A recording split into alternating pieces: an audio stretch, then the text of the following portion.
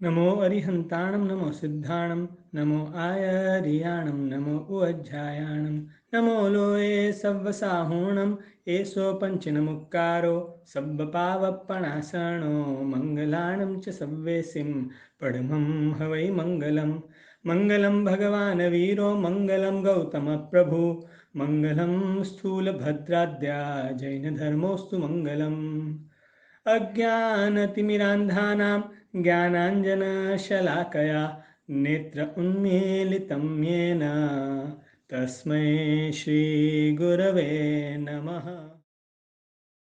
चतुर्मास को घर रहकर ही मनाना है, तो हमने सोचा क्यों ना इस टाइम का बेस्ट वे में उपयोग करें, and that's how we came up with decode Jainism. इसमें हम हमारे सूत्र की मीनिंग जानने की कोशिश करेंगे, जिससे कि क्रिया करते time complete knowledge and interest से कर सके।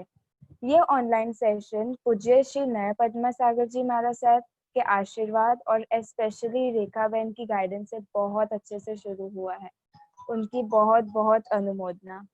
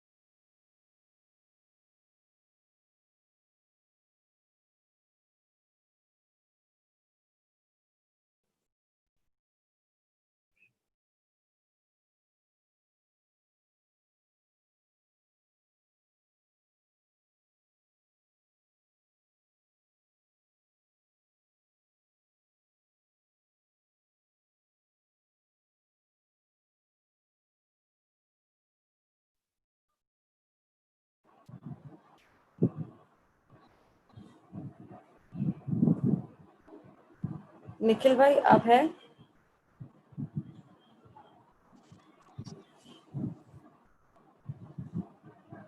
हेलो,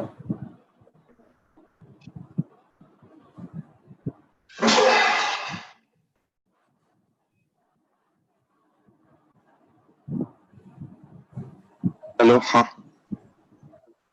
हाँ आप गाएंगे स्तुति? हाँ मैं गा लेती।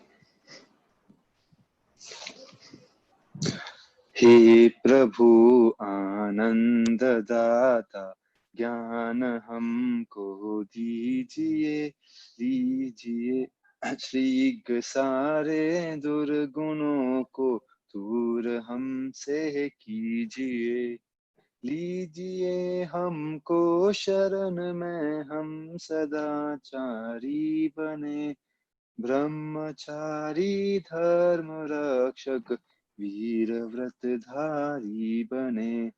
प्रेम से हम गुरुजनों की नित्य ही सेवा करे, धैर्य बुद्धि मन लगा कर वीर गुण गाया करे। निंदा किसी की हम किसी से भूल कर भी ना करे, सत्य बोले झूठ त्यागे मेल आपस में रखे।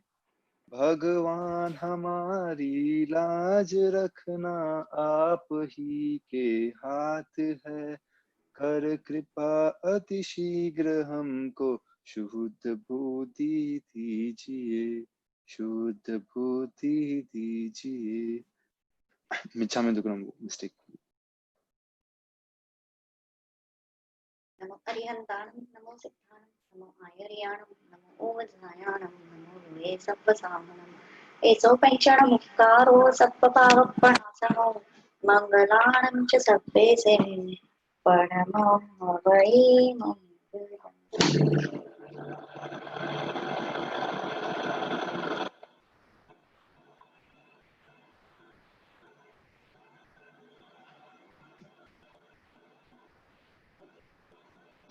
ज्ञानावरणीय कर्म हम लोगों ने पूरा किया था, उसमें किसी को कोई डाउट नहीं है ना। अब आगे बढ़ेंगे हम लोग दर्शनावरणीय कर्म की तरफ। सिद्ध परमात्मा बनने के लिए जो 4 घाती कर्म 8 कर्मों का क्षय करना पड़ता है, उसमें से 4 घाती कर्म है ज्ञानावरणीय, दर्शनावरणीय, अंतराय और मोहनीय।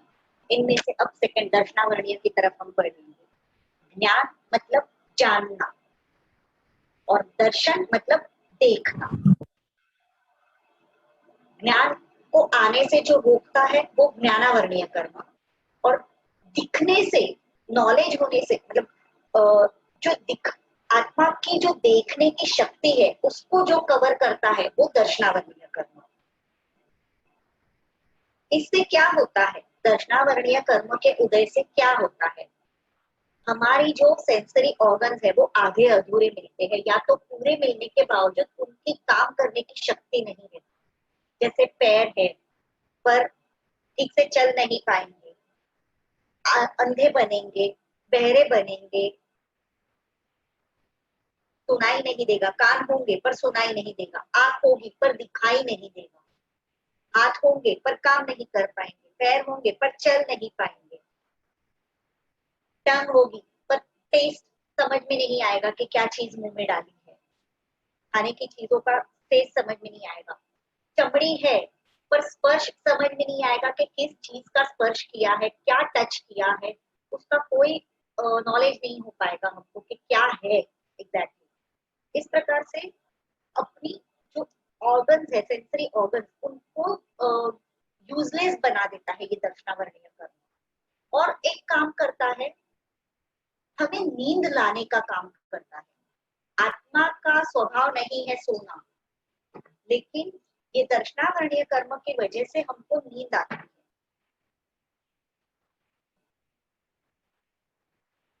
खंदक मुनिवर, उनकी जिंदा पूरी बॉडी की चमड़ी उतारी गई। क्यों? क्योंकि पूर्व भाव में उन्होंने एक फ्रूट था, अब समझ लीजिए मस्क मेलन, चिबड़ा बोलते हैं, शास्त्रों में उसको चिबड़ा बोलते हैं।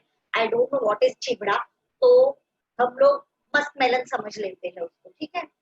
तो वो मस्क मेलन की पूरी स्किन निकाली, और ऐसे निकाली कि कहीं से भी वो क्रैक ना हो, कहीं से भी वो टूटे नहीं, अखंड पूरी स्किन निकाली। और कर्म, कोई भी काम करना, उसको उससे जितना पाप नहीं लगता है ना, उससे कई गुना ज्यादा पाप उस कर्म की अनुमोदना करने से लगता है।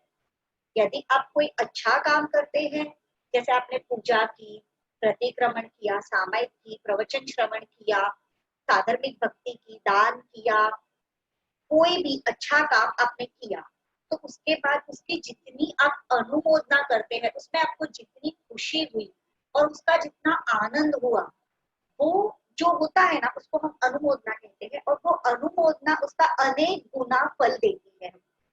उसी प्रकार जब आप कोई मूवी देखते हैं, या रिसोर्ट में घूमने गए, कहीं पे भी मॉल में घूमने गए, शॉपिंग करने गए, कोई भी प्रकार का पाप जब आपने किया, गलत काम किया, खराब काम किया, जिससे कर्मबंध होता है, बुरा कर्मबंध होता है, तो कर्मबंध तो हुआ ही, लेकिन उसकी जो अनुमोदना, आपको जो उसमें खुशी मिली। अब कोई भी मूवी देखने के बाद 4 जन को रिकमेंड करेंगे कि यार मूवी बहुत अच्छी थी, देखने जैसी मूवी बनाई है, हाँ क्या सुपर मूवी बनाई है। ये जो हम करते हैं, ये अनुमोदना है, पाप में खुशी होना, और वो खुशी व्यक्त जाहिर करते जाना, मन में भी खुश होना और बाहर भी वो खुशी प्रकट करना। दोनों प्रकार की ये जो पाप की खुशी है ना, ये हमारा अनुमोदना का काम करती है।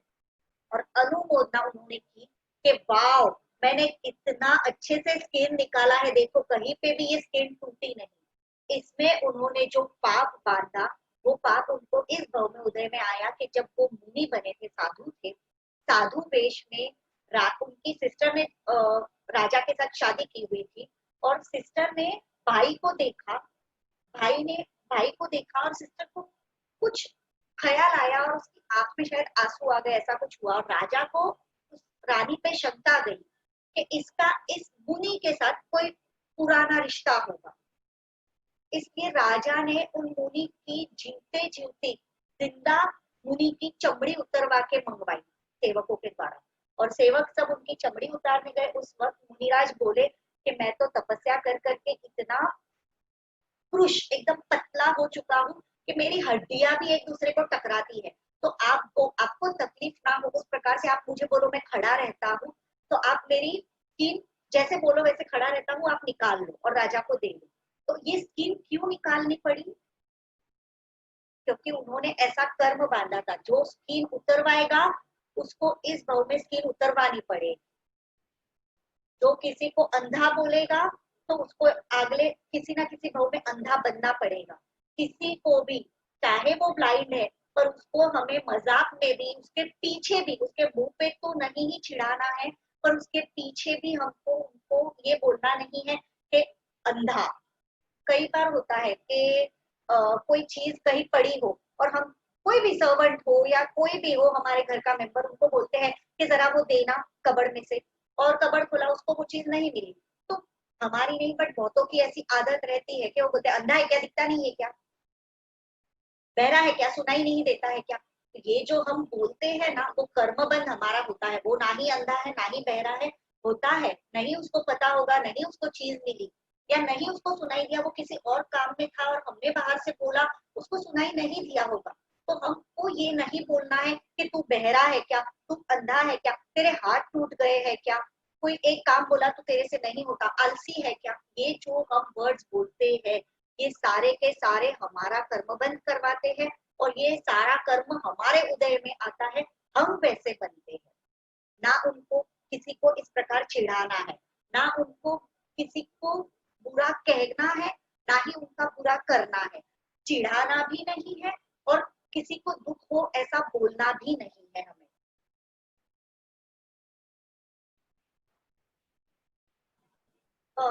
ये कर्म दर्शनावरणीय कर्म ऐसा करने से बनता है। सेकेंडली, हमें जो मिले हुए सेंसरी ऑर्गन्स है, आंख, नाक, कान, हाथ, पैर जो भी है, इनका जब हम बुरा काम में यूज करते हैं, बुरे काम में, तो ये दर्शनावरणीय कर्म बनता है। जैसे आईज मिली है तो परमात्मा के दर्शन करो, अच्छी अच्छी किताबें पढ़ो। इसकी जगह हमने इनका यूज कहाँ किया, मूवीज देखने में, हीरो हीरोइंस के पोस्टर्स देखने में, मोबाइल में कुछ भी घटिया सी चीजें देखने में। तो ये जो हम दुरुपयोग करते हैं, खराब यूज करते हैं हमारी आंखों का, वो दर्शनावरणीय कर्म बंधवाता है और आगे के भवों में हमको आंख नहीं मिलेगी, या तो मिलेगी तो बहुत खराब आंखें मिलेगी, बहुत ज्यादा दर्शनावरणीय कर्म के उदय वाली आंखें मिलेगी। कई बार होता है ना कि हम लेटे हैं, सो रहे हैं, कोई हमें बुला रहा है किसी काम के लिए, तो हम नींद आने का नाटक करते हैं। नींद आ नहीं रही होती है पर नींद का नाटक करते हैं कि पड़े हैं बस सो रहे हैं, सो रहे हैं। शायद अभी नहीं बट बचपन में ऐसा सब बहुत करते हैं हम लोग के, पढ़ाई ना करना पड़े या कोई काम भराने वाला हो तो वो काम नहीं करना है, इसलिए वो नाटक करते हैं। तो उसमें भी दर्शनावरणीय कर्म बनता है, नाटक करने में भी।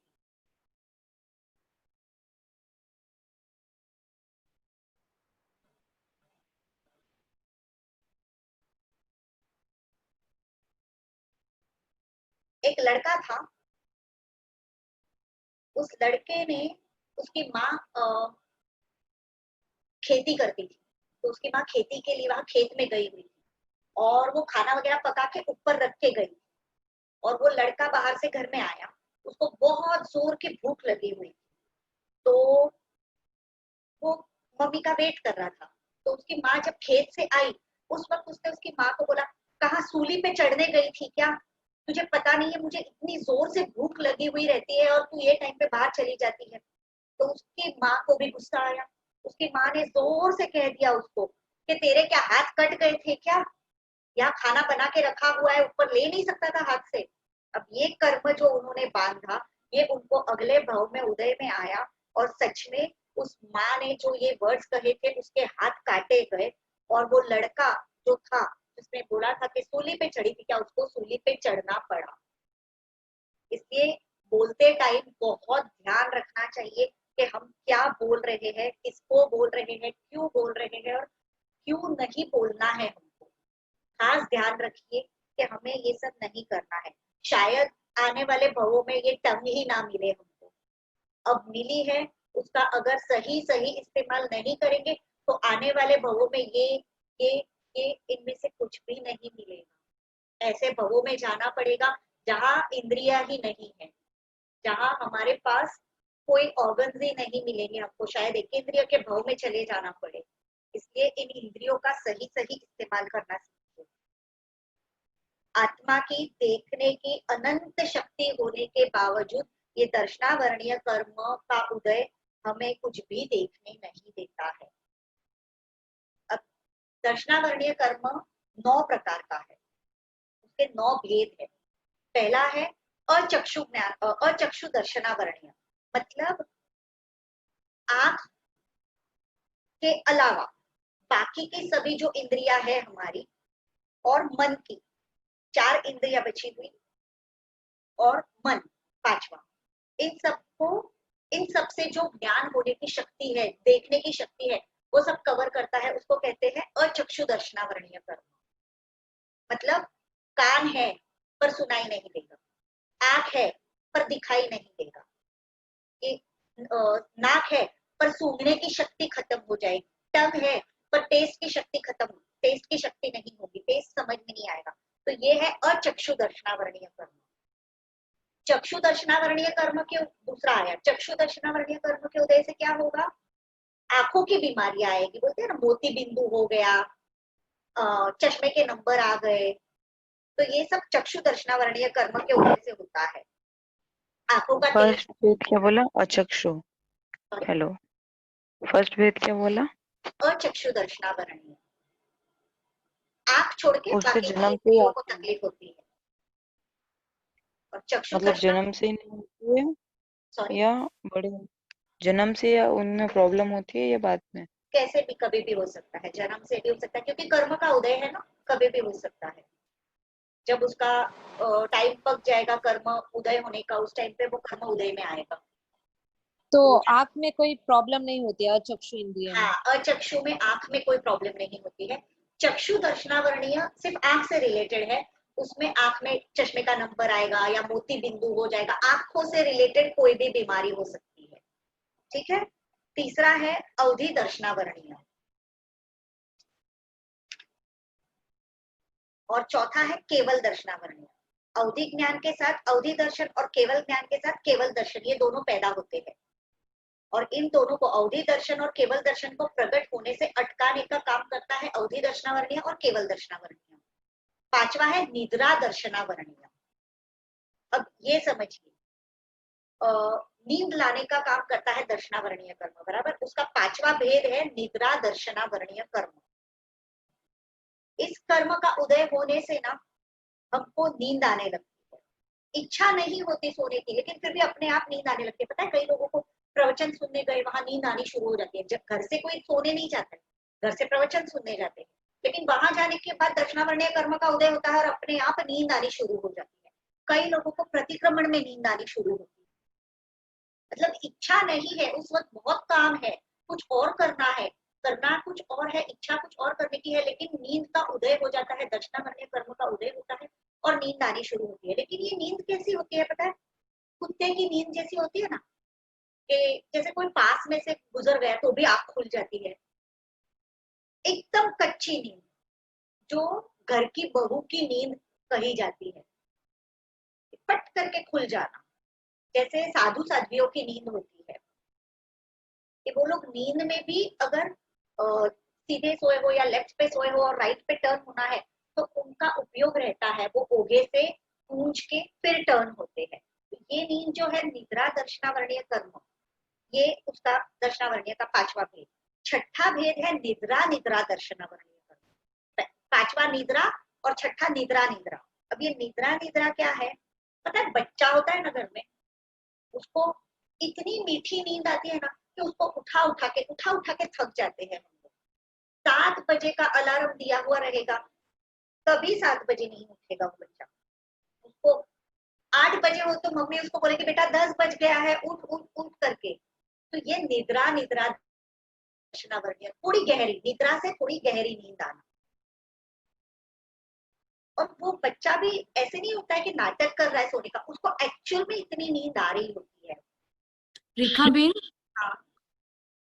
थर्ड और फोर्थ का नहीं ध्यान में आया। थर्ड और फोर्थ अवधि ज्ञान के साथ अवधि दर्शनावर्णीय कर्म टूटता है और केवल ज्ञान के साथ केवल दर्शनावर्णीय कर्म टूटता है। पर होता क्या है? ठीक है,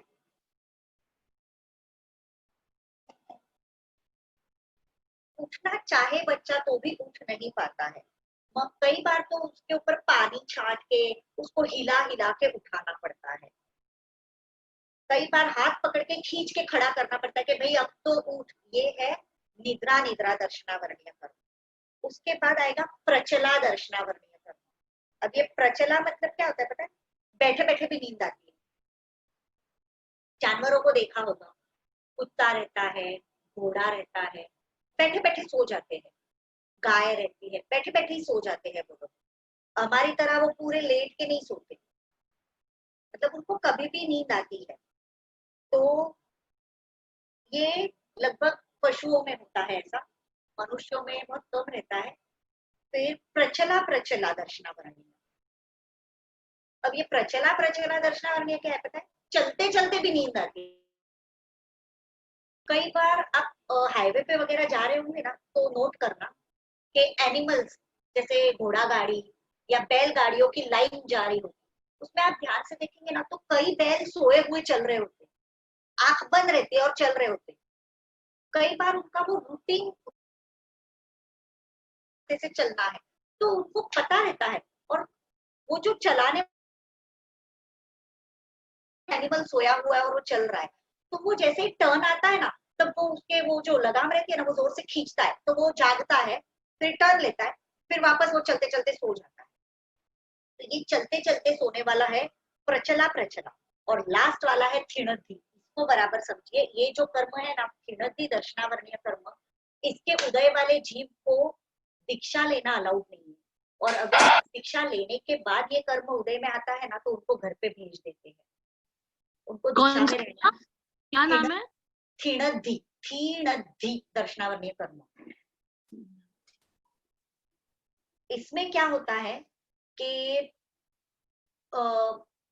समझिए कोई नॉर्मल इंसान है, वो दिन भर में उसको कुछ करने की इच्छा है, और यदि उसको क्षीणद्धि दर्शनावर्णीय कर्म का उदय हुआ रात को, तो उसको उसके अंदर 7-8 गुना ताकत बढ़ जाती है उसकी।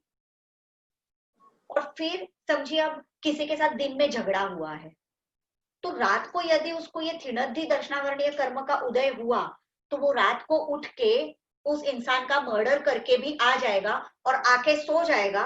उसको पता नहीं उसने क्या किया, और सुबह उठ के उसको ऐसा लगता है कि मैंने सपने में ऐसा सब देखा। एक्चुअली वो ऐसा सब करके आया हुआ रहता है, पर उसको लगता है कि उसने सपने में ऐसा देखा था। मतलब ऐसा होता है कि फुल डे किसी के साथ फाइट हो रही हो तो नींद में वैसे निशिता जी, आपकी बोलते आवाज हैं। बहुत कट रही है, आप क्या बोल रही है मेरी कुछ भी समझ में नहीं आ रहा है। Like is it personality? Sorry, chat box में लिख दो ना निशिता जी। क्या बोले आरती जी? स्प्लिट पर्सनालिटी इसको बोलते हैं। आई डोंट नो, साइंस में इसका कोई नाम होगा तो मुझे नहीं पता, बट अपने शास्त्रों में इसको क्षीणद्धि दर्शनावर्णीय कर्म का उदय बोलते हैं। स्प्लिट पर्सनालिटी नहीं है आरती जी, वो तो अलग हो जाएगा। स्प्लिट पर्सनालिटी मतलब आप दोनों बाजू है, ये तो सपने में हो रहा है ना, जो भी ये सपने रियल में ही हो रहा है।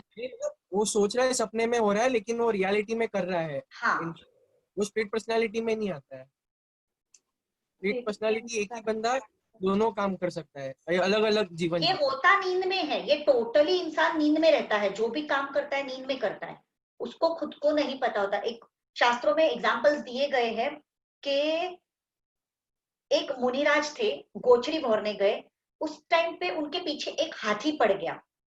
हाथी बहुत गुस्से में था, और रात को थीणति दर्शनावरणीय कर्म का उदय हुआ मुनिराज को, तो मुनिराज उठे, नींद में चलते चलते जहां पे वो हाथी था वहां गए, उसको दोनों दांतों से पकड़ा और उठा के घुमा के उसको पटका जोर से। इतनी ताकत उनके अंदर आ गई रात को नींद में कि वो उठा के उसको घुमा के पटका।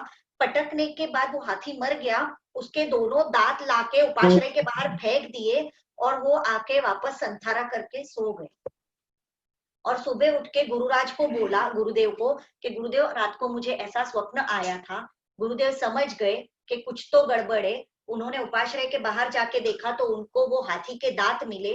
उसी वक्त वो मुनिराज को घर पे रवाना कर दिया कि आप अब इस दर्शनावरणीय कर्म का उदय हुआ है, आप अब यहाँ पे नहीं रह सकते हो, आपको घर पे जाना पड़ेगा। क्योंकि ये जो कर्म है ना, ये उदय में आने के बाद इंसान का कंट्रोल अपने आप पे नहीं रहता है कि वो क्या कर रहा है, उसको नहीं पता होता है। दिन में अगर कुछ खाने की इच्छा हुई, उसको वो चीज नहीं मिली, तो वो जीव रात को उठ के नींद में वो चीज खा के वापस सो जाएगा। इस प्रकार का रहता है, मतलब एकदम कंट्रोल चला जाता है खुद के ऊपर का। और एक एग्जाम्पल है कि एक बार एक साधु महात्मा को दूसरे साधुओं के साथ बोलाचाली हुई। तो रात को शिवजी के मंदिर में उनका उतारा था, रात को सभी ने संथारा किया और उन साधु को थीणति निद्रा का उदय हुआ। वो खड़े हुए, शिवजी के वहां से लटकती हुई तलवार ली, लेके कितने ही साधुओं के गले काट दिए और फिर तलवार एक बाजू फेंक के सो गए वापस। और सुबह उन्होंने गुरुदेव को बोला कि मुझे ऐसा स्वप्न आया था, लेकिन उस टाइम पे देखा तो वो सबके गले वहां गर्दन पड़ी हुई थी। साधु गुरुदेव को पता चल गया कि इसको थीणति निद्रा का उदय हुआ था। उनको वापस घर पे भेज दिया कि आप अब अयोग्य हो दीक्षा के लिए, अब आप दीक्षा में नहीं रह सकते हो। रेखा बेन, अगर कोई साधु को ऐसा होता है या किसी को भी ऐसा होता है तो उनको पाप लगता है? पाप तो लगता ही है ना। पाप तो आप नॉलेज से करो, ज्ञान में करो, अज्ञान में करो, कोई भी काम करो तो पाप तो लगता ही है। बट वो उनके कंट्रोल के बाहर था ना। उनको शायद दिन में जो गुस्सा चढ़ा हुआ रहता है या किसी के ऊपर कोई भी प्रकार का जो द्वेष भाव कह सकते हैं, वो जो अंदर भरा था, वो रात को उन्होंने पूरा किया। लेकिन वो कर्म के उदय से हुआ है, अपने आप को जानबूझ के पर्पसली नहीं किया। क्योंकि कोई भी साधु ऐसा पर्पसली नहीं करेगा किसी का मर्डर जाके। जैसे ये एग्जाम्पल दिया कि हाथी को मार डाला, साधुओं को मार डाला, तो ऐसा कोई पर्पसली कोई साधु नहीं करेंगे। लेकिन ये अब ऐसे कर्म का उदय हुआ है कि उनका खुद के ऊपर कंट्रोल ही नहीं है, इसलिए ये कर्म उदय में आने की वजह से उनके हाथ से ऐसा काम हुआ है।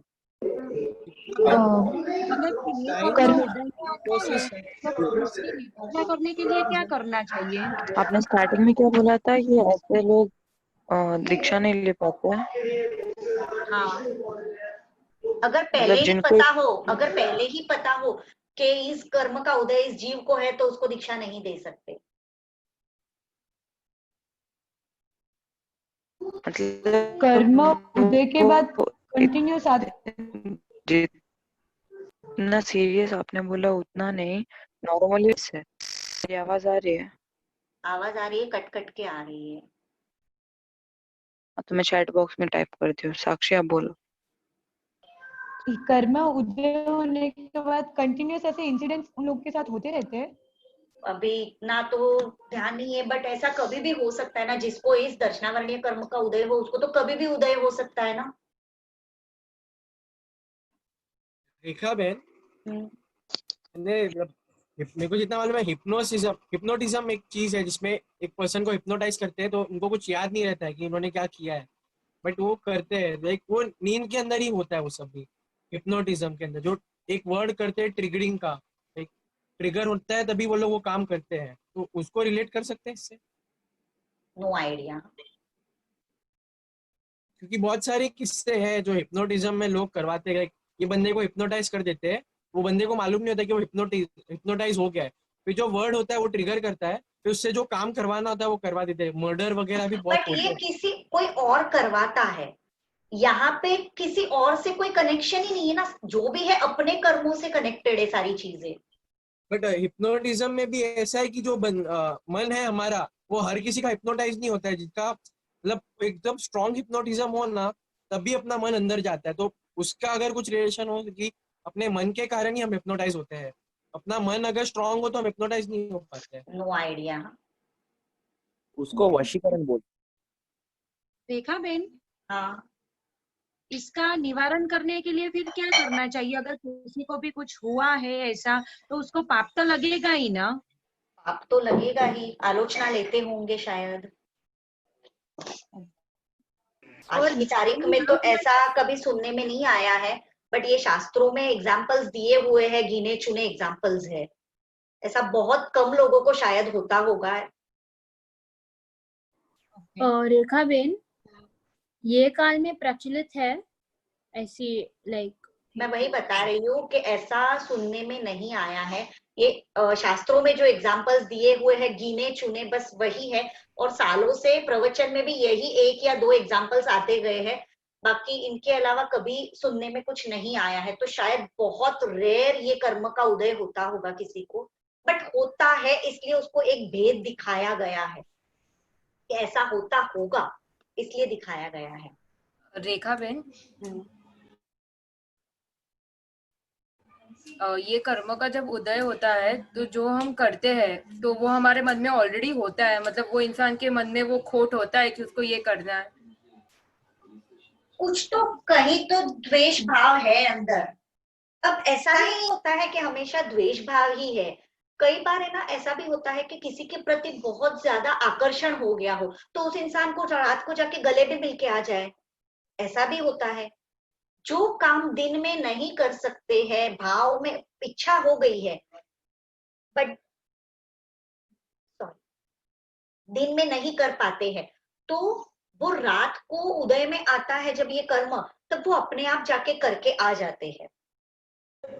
तो मतलब रेखा वो बेन, इतना फीलिंग होता है ना कि उनको वो चीज करनी ही है, और उस फीलिंग से अगर वो सोते हैं तो ऐसा पॉसिबल होता है ना? क्या पता अब कैसे होता होगा, उदय कैसे कब आता है वो तो अब हम भी नहीं जानते ना।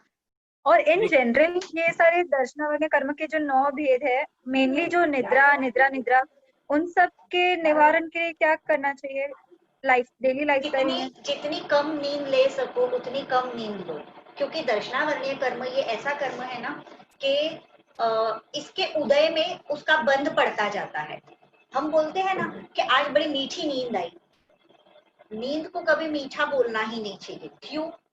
क्योंकि नींद ये ऐसी चीज है जिसमें हमारी आत्मा का जो गुण है अनंत दर्शन वो ढक देती है। अब तारा सिंह जैसा इंसान पकड़ लो, कितनी ताकत है, खली पकड़ लो, खली के अंदर कितनी ताकत है, लेकिन जब वो सोता है तो उसकी ताकत तो उसके अंदर ही रहती है, पर वो होश में नहीं होता है, वो सोया हुआ रहता है। अब दर्शनावरणीय कर्म का उदय चल रहा है, वो सोया है, उस वक्त कोई छोटा सा 8 साल का बच्चा आके भी उसके पेट में अगर चाकू डाल के मर्डर करके चला जाए तो उसकी रोकने की ताकत है नींद में? क्योंकि उसको पता ही नहीं है ना, वो गहरी नींद में है। अब दर्शनावरणीय कर्म का उदय जब होता है तो हमारी ताकत आधे से भी ज्यादा कम हो जाती है, बहुत कम हो जाती है, आधी भी नहीं, बहुत बहुत कम हो जाती है, क्योंकि इंसान होश में ही नहीं है, वो कर्म के आवरण के अंदर दबा हुआ है। तो कभी नहीं बोलना चाहिए कि आज बड़ी मीठी नींद आई, आज बहुत अच्छी नींद आई। एक तो दर्शनावरणीय कर्म का उदय हुआ, उसकी हमने अनुमोदना की। दूसरा, हमारी मिली हुई इंद्रियों का दुरुपयोग नहीं करना चाहिए, जैसे मैंने पहले ही बताया। रेखा बेन, अगर किसी इंसान को, जैसे आपने बोला कि वो रात में जाके मर्डर कर सकता है किसी का भी, तो अगर कोई हिप्नोटाइज करता है उस इंसान को, तो हिप्नोटिज्म में वो इंसान फिर बोलता है कि मैंने ऐसे किसी का मर्डर किया हुआ है।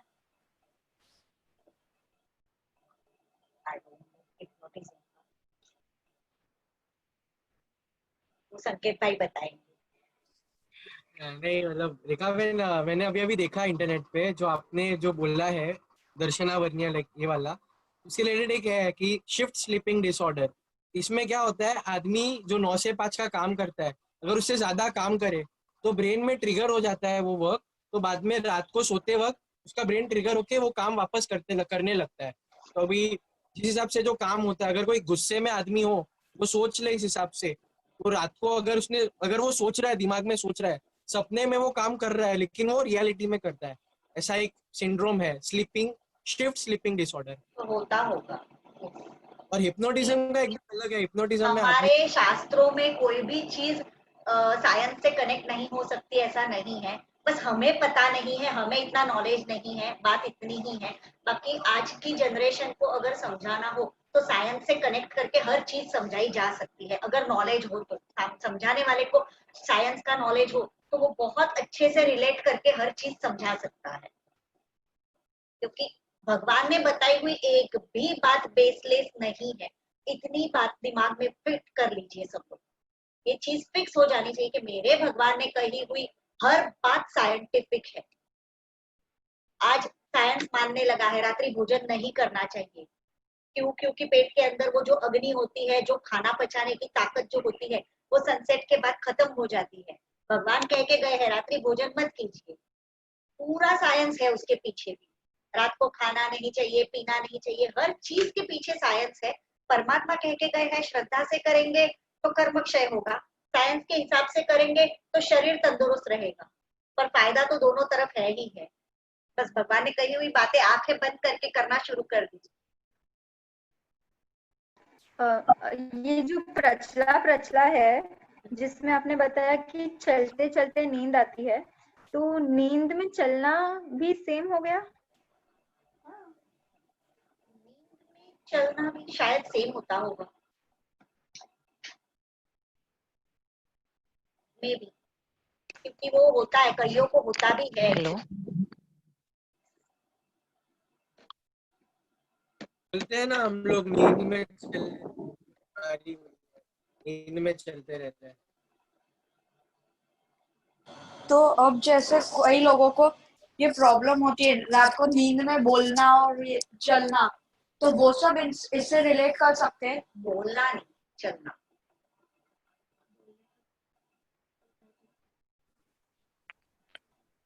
ये कर्म ना बंधे उसके लिए क्या करना चाहिए, और जो है उसका क्षय करने के लिए क्या करना चाहिए। तो पहले भी मैंने बताया कि जितनी शक्तियां मिली हुई है, जितनी ऑर्गन्स मिले हुए हैं, उनका अच्छे रास्तों में यूज कीजिए, गलत रास्तों से हट जाइए। डिस्को में जाके नाचने से बेटर है गरीबों की सेवा कीजिए। हाथ पैर तंदुरुस्त मिले हैं तो व्यायाम कीजिए गुरुजनों की। आंखें मिली है तो भगवान के दर्शन कीजिए, गुरुओं के दर्शन कीजिए, दुखियों के दुख दूर कीजिए, गुणियों के गुण गाइए, गुणीजनों की सेवा कीजिए। आंखों से टीवी, वीडियो, मोबाइल ये सब ना देखे, और देखना है तो कुछ अच्छा देखे जिससे हमारा कर्मक्षय हो। दूसरों के दोष देखने में अपनी आंखों को यूज ना करें, देखना है तो दूसरों के गुण देखे। हो सकता है किसी के अंदर 99 बुराइयां है पर एक तो अच्छाई रहेगी ही, उस एक अच्छाई पे कंसंट्रेट कीजिए। श्री कृष्ण महाराजा का एग्जाम्पल आता है ना, वो रास्ते से गुजर रहे थे, उस वक्त रास्ते में एक सड़ा हुआ कुत्ता पड़ा था, उसकी पूरी बॉडी में से बदबू मार रही थी, उसके बॉडी में से पस निकल रहा था, इतना गंदा कि जो भी आसपास से गुजर रहा था ना, वो नाक बंद करके और उसकी तरफ मुंह ऐसे घुमा के फिर जा रहा था। और उसमें श्री कृष्ण महाराजा की सवारी रुकी, श्री कृष्ण महाराजा नीचे उतरे और देखने लगे उस कुत्ते को। तो सेवक ने पूछा, क्या देख रहे हो महाराज जी, इतनी गंदी सी कुतिया पड़ी हुई है, उसके अंदर से बदबू मार रही है, पूरी बॉडी में से पस निकल रहा है। तो श्री कृष्ण महाराजा बोले, देखो ना इसके दांत कैसे मोतियों जैसे चमक रहे हैं। अब इतनी गंदगी के बीच में उनको उसके दांत दिखे। कांटे हैं तो फूल भी है, फूलों को देखिए, कांटों पे कॉन्सेंट्रेट मत कीजिए। 1000 कांटे रहेंगे एक गुलाब के फूल के नीचे, तो वो गुलाब के फूल के ऊपर कॉन्सेंट्रेट कीजिए, कांटों को मत देखिए। आप सबके लिए एक होमवर्क देती हूँ, नेक्स्ट सेशन में मुझे हर जो भी लेक्चर में बैठा हुआ है, यहाँ पे जितने भी सेशन में है, हर एक इंसान अपने आस पास में बहुत एकदम घर का इंसान ना सही, पर अपने कांटेक्ट में आने वाले पर्सन का एक कोई गुण मुझे बताएगा, एक अच्छाई मुझे बताएगा। जो पर्सन आपको ज्यादा पसंद नहीं है, ऐसे पर्सन के अंदर से आपको एक अच्छाई ढूंढ निकालनी है। आपके मॉम डैड नहीं, आपके बेस्ट फ्रेंड्स नहीं, हाँ, जो आपको पसंद है उनकी बात नहीं है, जो आपको पसंद नहीं है, ऐसे लोगों में से आपको एक अच्छाई ढूंढ के निकालनी है और मुझे बतानी है, ठीक है? नेक्स्ट सेशन में सभी को कंपलसरी बतानी है।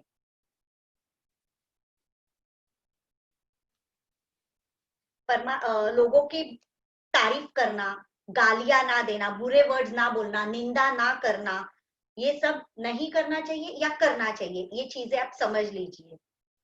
मिले हुए बॉडी के पार्ट्स का, मिले हुए पैसों का, मिले हुए पावर का कभी भी दुरुपयोग नहीं करना चाहिए, अच्छे कामों में ही उनका यूज करना चाहिए, तो ये कर्म खपता है और नया अच्छा कर्म बंधेगा हमारा। दर्शनावरणीय कर्म हो गया है हमारा पूरा आज। रेखा बेन, अगर हमको नींद नहीं आती है मतलब हमारा दर्शनावरणीय कर्म बहुत कम है ना? हाँ, लेकिन नींद नहीं आ रही है तो खुश होना चाहिए।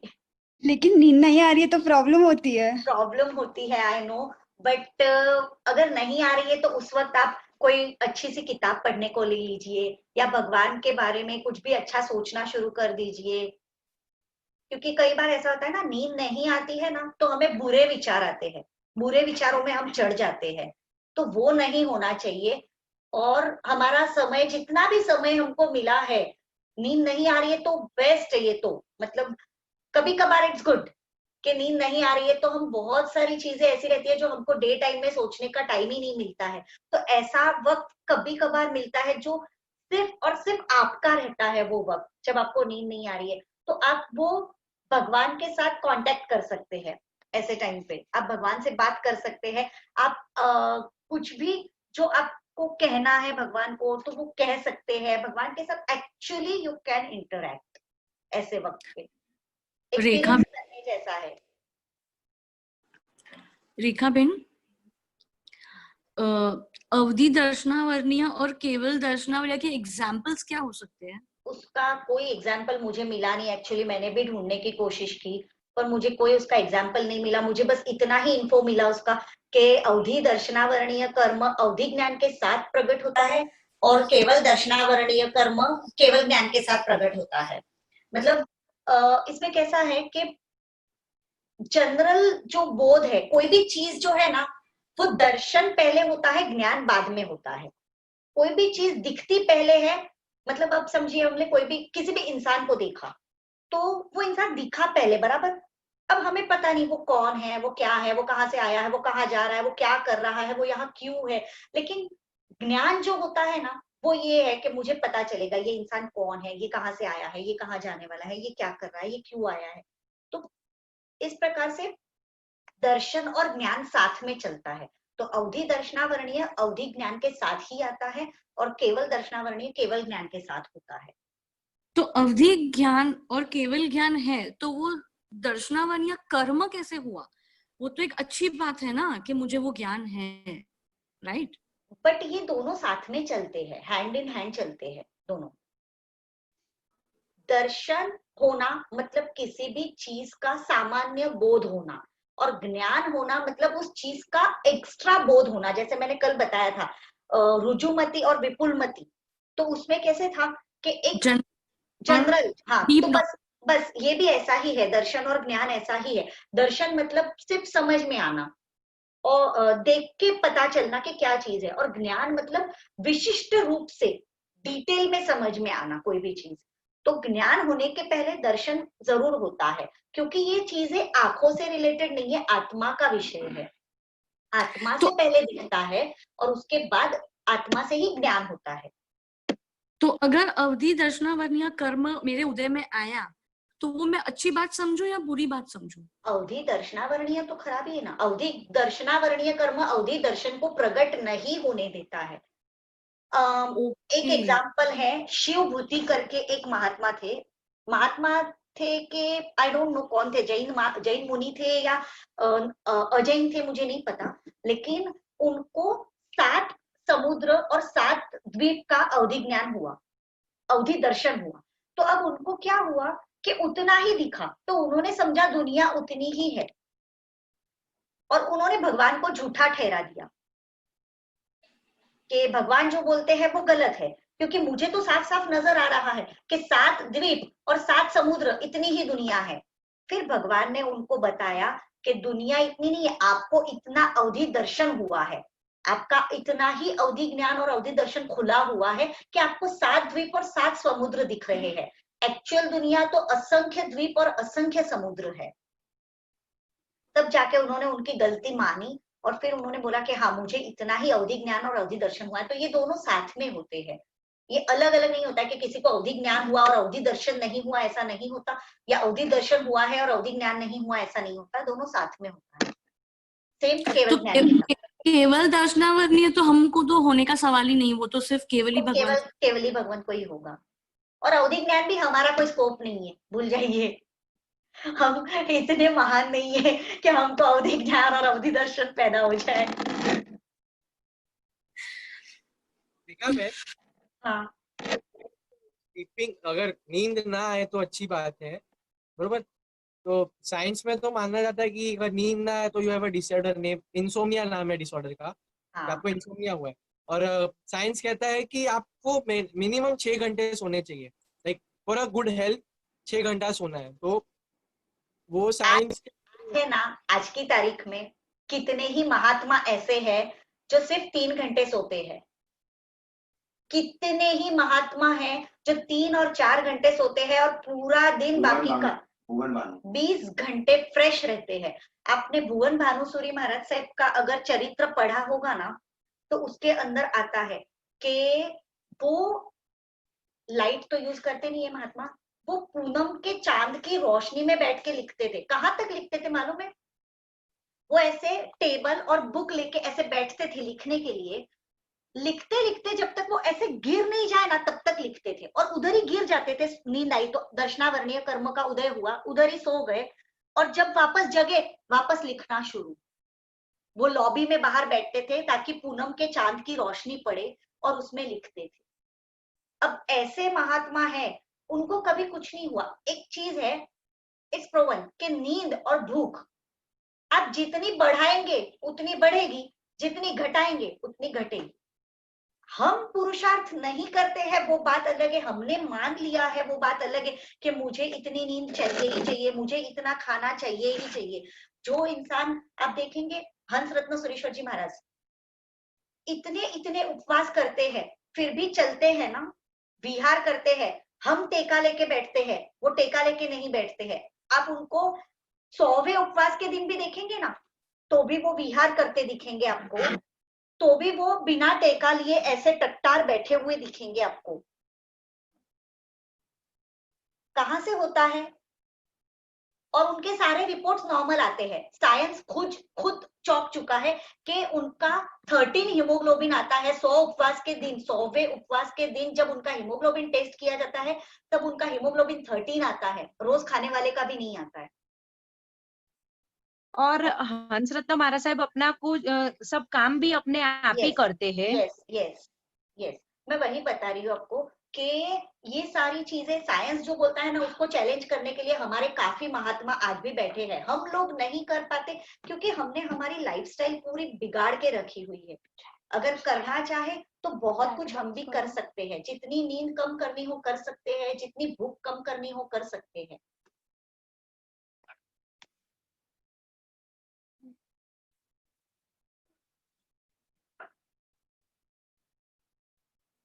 यस आस्था जी, आप कर सकते हैं। आप हर बात भगवान के साथ कर सकते हैं। और मेरा खुद का एक्सपीरियंस मैं आपको बताऊं कि भगवान हर चीज का सलूशन भी देते हैं।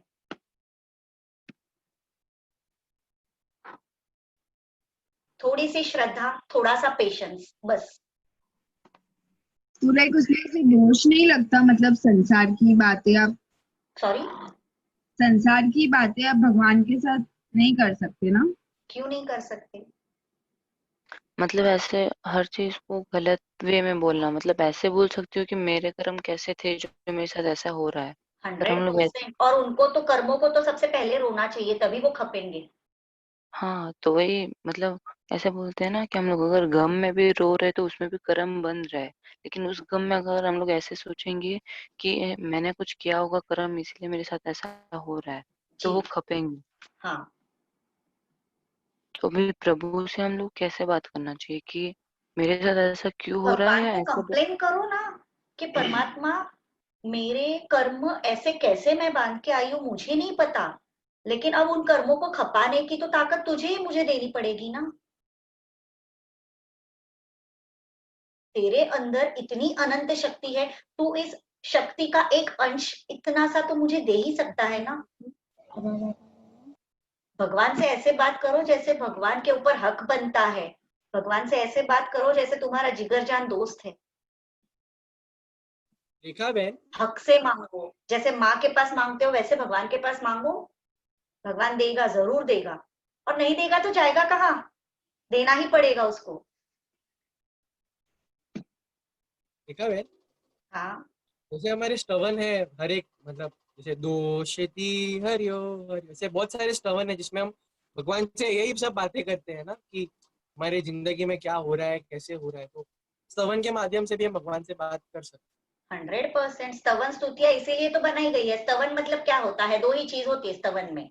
अगर इन दो के अलावा तीसरा कुछ है तो वो स्तवन भगवान के आगे गाना मना है। दो में से एक पहली चीज है कि मेरे कर्मों मेरे पापों का रोना रो मैं, कि मैं कितना पापी हूँ, कितना खराब हूँ। और दूसरा, तू कितना ऊंचा है और तू कितना शुद्ध, कितना पवित्र, कितना निर्मल है, तो भगवान की तारीफ करना।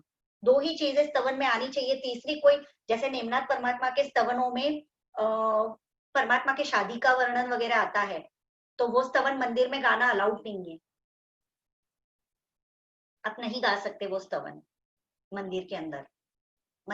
खाली दो ही प्रकार के स्तवन आप गा सकते हैं, एक तो जिसमें खुद की बुराइयां हो और दूसरा जिसमें परमात्मा की तारीफ हो, बस। और एक गायक ने या किसी ने बोला था कि हम जो भी तू प्रभु मारो स्तवन है ना, सॉरी, तो इसमें हम लोग तू प्रभु मारो स्तवन, तू प्रभु मारो, तो उसमें से बोला था कि हम प्रभु को अपना मानते इसलिए हम लोग तू बोलते हैं। जैसे मैं आपसे बात कर रही हूँ तो मैं आप बोल रही हूँ, लेकिन जब मैं तू प्रभु मारो बोलूंगी तो भगवान को मैं तू करके मतलब अपना भी, समझ हाँ, के बोलूँ। सही है। एक्चुअली भगवान को रिस्पेक्ट देनी है तो हम लोग आप बोलते हैं, लेकिन जब वो अपनापन बहुत ज्यादा बढ़ जाता है ना, तो भगवान तू मेरा और मैं तेरा हो जाता है, फिर वो बीच में आप नहीं रहता है। बात सही है। जैसे मम्मी के साथ कभी कभी हम लोग तू में बात करते हैं ना, तो वैसा कनेक्शन होता है हाँ, प्रभु के साथ, इसलिए। चलो ठीक है। अभी दर्शनावर्णीय कर्म में किसी को कोई डाउट? नेक्स्ट सेशन में हम लोग वेदनीय कर्म स्टार्ट करेंगे। बोलो आरती। मैं आपको एक सिचुएशन बोल रही हूँ, वो कौन सा भेद है एक बार बताना मेरे को। ऐसे पूरे दिन में किसी के साथ कुछ फाइट हुई हो एंड रात में हम लोगों को सपने में, हमको नहीं सपना भी नहीं आया है, लेकिन हमारे पास जो सोते हैं ना उनको हम लोग जो बोलते सुनाई देता है कि रात को तूने ऐसे बोला था, उसका नाम लिया था, मतलब दिन में हुआ होता है। तो वो कौन सा कर्म है? अब वो कौन सा कर्म है वो तो नहीं पता, बट क्षीणोद कौन सा बोला था? खिणती वो होता है। नहीं, थीणद्धि में तो इंसान की ताकत 7 से 8 गुना बढ़ जाती है और वो नहीं करने जैसे काम करता है थीणद्धि निद्रा में। इसीलिए दीक्षा के लिए मना है ना थीणद्धि निद्रा वाले को। बाकी नींद में बड़बड़ाना तो ठीक है, बच्चे भी बड़बड़ाते हैं, कई बार बड़े भी बड़बड़ाते हैं, वो कोई बड़ी बात नहीं है। ऐसा भी होता है कि चल के डोर के पास जा रहे हैं और डोर ओपन कर रहे हैं, लेकिन घर वाले संभाल लेते हैं उनको। हाँ हाँ हाँ, ये होता है, ये होता है। तो ये शायद वो प्रचला होगा जिसमें नींद में हम चलते हैं और वो कंट्रोल नहीं रहता है हमारा अपने आप पे। रेखा बेन, जैसे अभी आपने बोला कि नींद में चल के जाते हैं, लेकिन जब हम किसी को, अभी आपने बोला थीणद्धि में होता है, अगर आप किसी को मारने जा रहे हो और उसी वक्त 2-3 घर वालों की नींद नहीं आ रही वो उठ जाए, आपको पकड़ ले, तो नहीं, उसको पकड़ भी नहीं पाते क्योंकि उसके अंदर शक्ति इतनी बढ़ जाती है ना थीणद्धि वाले के अंदर कि उसको 1-2 इंसान पकड़ के रोक भी ना पाए। मैंने बताया ना कि वो 7 से 8 गुना शक्ति बढ़ जाती है। आप इमेजिन कीजिए, एक साधु भगवंत, एक इंसान हाथी को उठा के घुमा के पटक के मार देते हैं, मतलब उनकी ताकत कितनी बढ़ जाती होगी। तो उसको रोकने के लिए अगर कोई रास्ते में आए तो वो उन्हें भी मार देते। हाँ, और अगर हमारे शरीर के अंदर की रचना होती है जिसको संघयन बोला जाता है, जिसमें बोन्स का जो स्ट्रक्चर है ना वो डिफाइन किया जाता है। ऐसे 6 प्रकार के संघयन होते हैं। वो अगर पहले प्रकार का संग्रहण हमारा हो ना, तो उसकी शक्ति तो प्रति वासुदेव जितनी बन जाती है। प्रति उनको वासुदेव मतलब पूरा रावण जितनी ताकत बन जाती है। उनको जो नींद में करते हैं उनको पूरा पाप लगता है या ऐसा कुछ होता है? पाप तो लगता ही होगा ना, कर्म किया है तो पाप तो लगता ही होगा। रेखा बेन, हाँ, अचक्षु दर्शनावर्णीय में आईज छोड़ के बाकी सभी इंद्रियां, और चक्षु में सिर्फ eyes, only eyes. Yes yes. मतलब आइस में कुछ भी हो सकता है, कभी कभी हाँ, सिर्फ मोतिया आना, कभी ब्लाइंड कोई भी हो सकते हैं, मोतिया भी आ सकता है, आंख से रिलेटेड जितनी भी बीमारियां होती होगी, नाम मुझे नहीं पता, बट जितनी भी आंख से रिलेटेड बीमारियां होती होगी वो सारी इसमें गिन लीजिए चक्षु दर्शनावर्णीय में। आंखों का कैंसर हो, कुछ भी आंख से रिलेटेड कुछ भी, क्योंकि आंख काम करते हैं देखने का, तो चक्षु दर्शनावर्णीय मतलब चक्षु मतलब आंख, आंख से रिलेटेड कोई भी चीज हो सकती है। चश्मे का नंबर आना, अंधापन आना, कम दिखना, कुछ भी हो सकता है।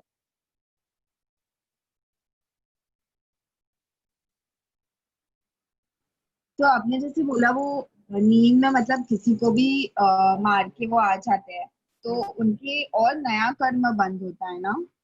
हाँ, कर्म तो बंधेगा ही ना।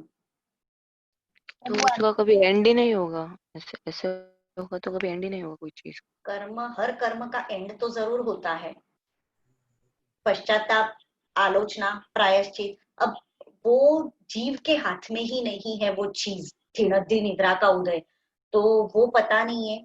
बाकी तो हर कर्म का एंड तो कहीं ना कहीं होता ही है। जीव यदि भव्य है, मोक्ष में जाने वाला है, तो कहीं ना कहीं एंड जरूर आता है। नहीं मतलब ऐसा होता है कि समझो फॉर एग्जाम्पल अगर है ना किसी को मंदिर जाने का मन नहीं कर रहा है, तो मम्मी क्या बोलती है कि उनके अंतराय कर्म है इसलिए उनको मन नहीं कर रहा है, लेकिन उनके मन में तो मंदिर जाने का मन ही नहीं है, तो और एक नया क्रम बन रहा है ना, तो एक हब भी रहा है और नया क्रम भी बन रहा है। ऐसे तो हर पल मैं रोज बोल रही हूँ, हर पल हमारे साथ कर्म सतत सतत सतत बंधते रहते हैं। मेजरली कोई एक रहता है, बाकी 6 साथ में बंधते ही रहते हैं। कभी भी यदि आप मंदिर भी जाते हो तो ऐसा नहीं है कि आपके सारे अच्छे ही कर्म बंध रहे हैं। आप क्रिया कर रहे हो मंदिर की बाहर से, लेकिन अंदर आपके क्या चल रहा है उसके ऊपर आपका कर्मबंध विशेष प्रकार से होता है। आप सामायिक भी कर रहे हो, बाहर से देखने वाले को लग रहा है आप सामायिक कर रहे हो, आप सोचते हो मैं सामायिक कर रही हूँ तो मेरा अच्छा कर्म बन रहा है, ऐसा नहीं होता है। कर्म बाहर से ज्यादा अंदर के जो भाव है उसके ऊपर ज्यादा निर्भर करता है कर्मबंध। भावों की शुद्धि ज्यादा इंपॉर्टेंट है। बाहर से क्रिया करनी इज इम्पोर्टेंट, मैं ऐसा नहीं बोल रही हूँ कि आप बाहर की क्रियाएं छोड़ दीजिए, नो, बाहर की क्रिया इज इम्पोर्टेंट, पर उसके साथ अंदर अंदर के भावों को सुधारना सबसे पहले जरूरी है। क्रिया का महत्व क्या है, वो क्रिया करने से क्या लाभ होने वाला है, ये सारा सोच सोच के जब हम क्रिया करते रहेंगे ना, तो ऑटोमेटिकली हमें भाव आते रहेंगे वैसे, और ऑटोमेटिकली हमारा कर्मक्षय ज्यादा होगा। इसीलिए हम सारी चीजें समझ रहे हैं, वही कर रहे हैं ट्राई समझने का। जितना समझते जाएंगे उतना हमारा क्षयोक्षम खुलता जाएगा ज्ञान का, और क्रिया में शुद्धि बढ़ती जाएगी। और ऐसा नहीं है कि हर बार भाव आते ही है, कभी आपके भाव बहुत ऊंचे हो जाते हैं, कभी आपके भाव लेवल पे रहते हैं, कई बार तो गलत भाव ही आने लगते हैं। क्रिया बहुत अच्छी कर रहे हैं पर भाव बहुत गलत दिशा में ही जा रहे होते हैं। क्षारक्षमिक भाव में है ना हम लोग, कोई शायिक भाव ही नहीं है हमारे फिलहाल। इसलिए ये सब तो बनता रहेगा, बस कोशिश करना हमारे हाथ में है, कोशिश करते रहेंगे, ट्राई करते रहेंगे।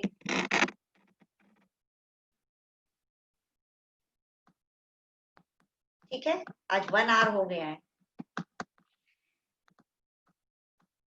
थैंक यू रेखा बहन, लास्ट क्लास में आपने बोला था ना शायिक संकेत, मतलब एक बार वो छू लिया हमको तो हम लोग हमारी उल्टी गिन थी, तो शायिक एग्जैक्टली संकेत छूता नहीं है, शायिक संकेत आने के बाद कभी जाता ही नहीं है।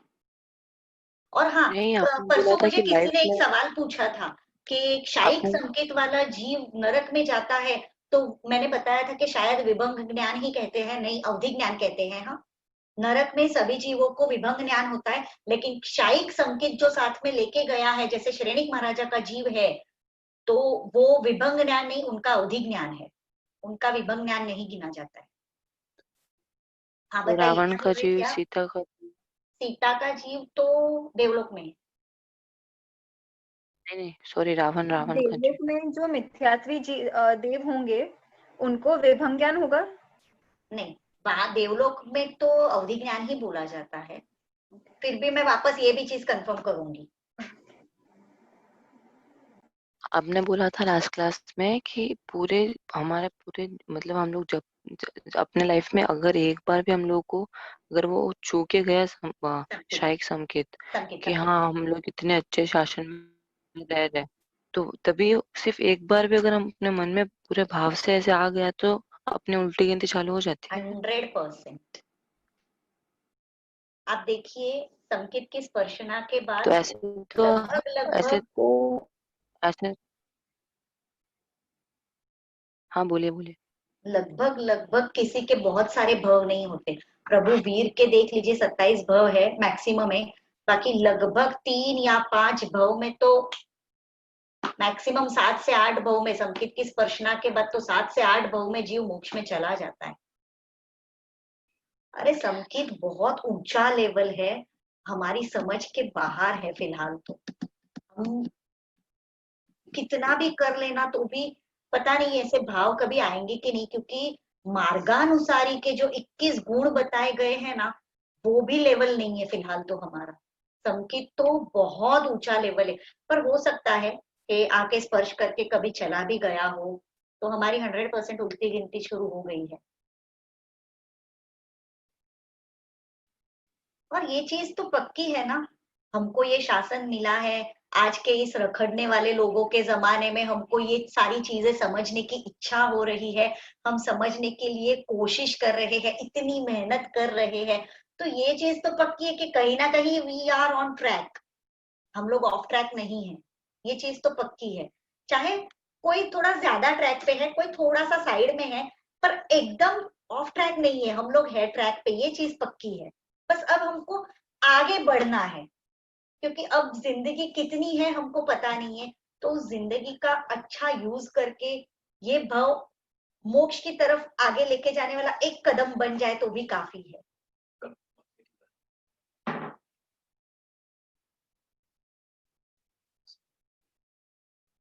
रेखा बेन, हेलो। हाँ जी। आपने अभी बोला था ना कर्म अगर बाहर से ज्यादा अंदर से भावों के करना पड़ता है, तो अभी कभी कभी हमारे अच्छे भाव होते हैं, बहुत अच्छे, कभी कभी कम, फिर कभी कभी बहुत होते भी नहीं, तो कौन से कर्म के पीछे होता है, कौन सा कर्म है? हम क्षायोक्षमिक भावों में जीते हैं। हमारे कर्म जो है ना, क्षायोक्षम मतलब मैंने समझाया था आप लोगों को, क्षय मतलब कोई भी कर्म को जड़ से खत्म कर देना। जब मिथ्यात्व को जड़ से खत्म करते हैं ना, तब क्षायिक संकेत प्रकट होता है हमारा। आपको पता है श्रेणिक महाराजा का जो क्षायिक संकेत था वो कैसा था? अब बताने बैठूंगी तो बहुत लेट हो जाएगा, मैं नेक्स्ट सेशन में आपको समझाती हूँ क्षायिक संकेत कैसा था श्रेणिक महाराजा का। तो एक्चुअली ये जो टॉपिक है ना, इस पे डीकोड और जेनिज्म में क्वेश्चन क्विज में पूछा गया था, वो मुझे कुछ समझा ही नहीं है, पूरा बाउंसर गया, इसलिए मेरा वो जवाब भी गलत आया है। वो टॉपिक ही नहीं समझा, बिकॉज वो पूरा टॉपिक अपना जो चल रहा है उसके बाहर का टॉपिक है। हाँ, हम लोग ज्ञान का विषय लेके बैठे हैं और संकेत के रिलेटेड आ गया था, क्योंकि वो डाउट्स जो होते हैं, वो डाउट का क्वेश्चन था और वो क्विज में आया, मुझे वो समझा ही नहीं, तो वो मेरा रॉन्ग आया। तो ये टॉपिक वैसे ही मुझे नहीं समझा हुआ है।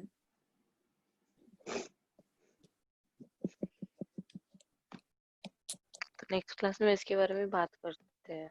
मैं आपको श्रेणिक महाराजा का संकेत कैसा था ना वो बताऊंगी, तो आपको समझ में आएगा कि संकेत कैसा होना चाहिए। उनके जितना निर्मल शायद हमारा ना बन पाए, लेकिन थोड़ा बहुत तो कहीं तो भगवान के ऊपर, कहीं तो इस शासन के ऊपर श्रद्धा उत्पन्न होगी हमारी वो सुनने के बाद।